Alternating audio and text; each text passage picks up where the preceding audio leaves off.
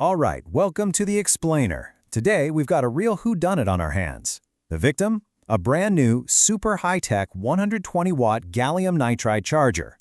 And the crime? Well, it's dead on arrival, completely lifeless. So let's grab our magnifying glass and start the investigation. So this is the central mystery, right? We're not talking about some old, beat-up device that's lived a hard life. This thing is supposed to be the best of the best.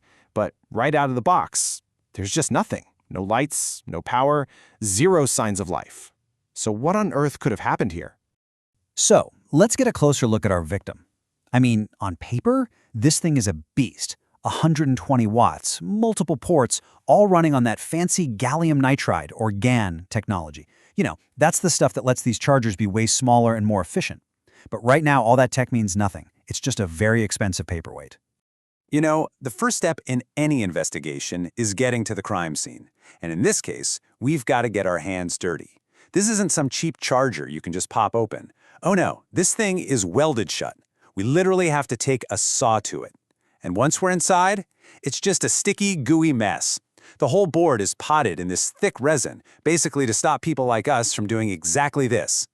Okay, we're in. We've cleaned off all that gunk, and now the real detective work begins. We're looking for that first clue. You know, that one little thread we can pull on to unravel this whole thing. Is it a burnt component? A blown fuse? Let's start with the basics and get the multimeter out. So our first voltage check gives us something interesting. On a charger this powerful, there's a circuit called power factor correction, or PFC, and its job is to boost the voltage up to around 370 volts. But we're only getting 311. That tells us the PFC circuit isn't kicking on. Now, that's a big clue for sure, but it's not quite a smoking gun. Sometimes these circuits stay off when there's no load to save a little power. So the search continues. And then, the case takes a completely wild turn. While we're poking around with the probes, the charger just springs to life. Suddenly, all the ports are working. It looks like we fixed it. But then, and you're not going to believe this, a gentle little tap with a screwdriver handle, and boom, dead again. This is a total game changer. See, a fried chip or a blown component doesn't just decide to start working again. This tells us the problem isn't electrical, it's mechanical. A bad connection, a broken solder joint, something physical. Our whole investigation just took a sharp left turn. So, when you're hunting for a fault that comes and goes like this, a simple multimeter is just too slow to catch it in the act. We need to bring in the heavy artillery. First, we solder a little LED to the output. And we can see it flicker, just barely. That confirms the problem. But to really see what's going on, we need the big gun, the oscilloscope. Now, before we look at the scope, you need to know about this thing called startup burst mode. It's basically a self-preservation instinct for power supplies. When it senses a fault, it'll try to turn on for a split second, realize something's wrong, and immediately shut down to protect itself. Then it waits a moment and tries again, over and over. It's a classic symptom of a power supply in distress. And boom, the oscilloscope shows us the pattern perfectly.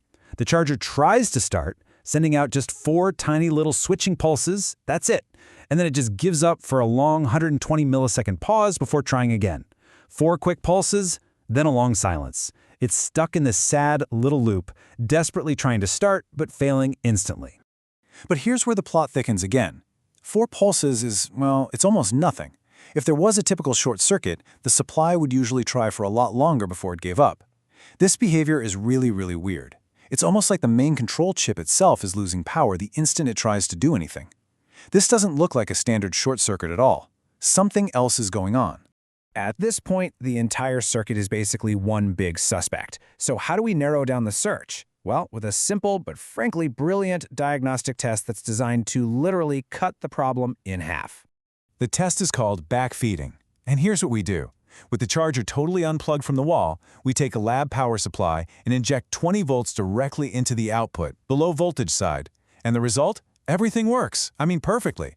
The USB ports deliver clean, stable power even with a load. And this is a huge moment. What that test just proved is that the entire secondary side, all the smart chips, the USB controllers, all the complex low voltage stuff, is perfectly fine. It's completely innocent. With one test, we've cleared half our suspects. And, you know, by simple process of elimination, if the secondary side is fine, the problem has to be on the primary high voltage side, the part that takes the power from the wall and does the initial conversion. Our investigation is now laser-focused on a much smaller area. All right, we're in the home stretch now. We know the fault is on the primary side. We know it's a mechanical problem, and we know it's causing the main chip to lose power instantly. All we have to do now is find the one component that's causing all this chaos. This leads us to our number one suspect, something called the auxiliary winding. Now, here's how it's supposed to work. A little resistor gives the main control chip just enough of a kick to get started. But after those first few pulses, this tiny, separate winding on the transformer is supposed to take over and provide a steady stream of power to keep the chip running.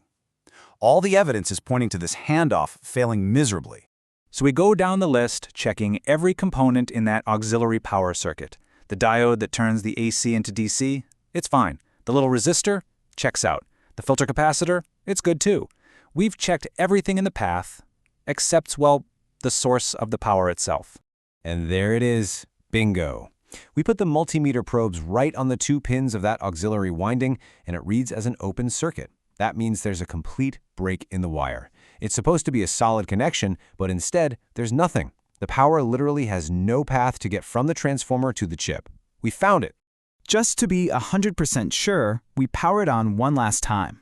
And it's dead, of course. But if we apply just a little bit of physical pressure on the transformer with a plastic tool, it flickers and comes to life, delivering stable power. We let go, and it dies. That's the confession. We have found the exact spot of the failure. And after carefully desoldering the entire transformer and putting it under the microscope, the fault is just plain as day. A super thin wire connecting the auxiliary winding to its pin has just snapped clean off. It was probably a tiny defect from the factory, or maybe it happened when the charger was dropped. This one single, fragile connection brought the whole device to its knees. And what's just incredible is how complex this one little component is when you take it apart. It's not just one coil of wire. There are multiple, intricate layers, a split primary winding, a special shield winding to cut down on interference, a triple insulated secondary for safety, and buried in there, our culprit, the tiny 5-turn auxiliary winding. All of that amazing engineering defeated by one bad connection. And that's really what this entire complex investigation boils down to. Just one. One tiny mechanical failure. It wasn't a software bug, it wasn't a futuristic GaN transistor failing, it was just a simple physical break that turned a piece of cutting-edge tech into e-waste. And that really leaves us with a big question, doesn't it? In a world where all our devices are sealed shut and we're told they're unrepairable, how many of them are actually just one broken pin, one bad solder joint, or one cheap capacitor away from working perfectly again? It really makes you wonder what we're all throwing away.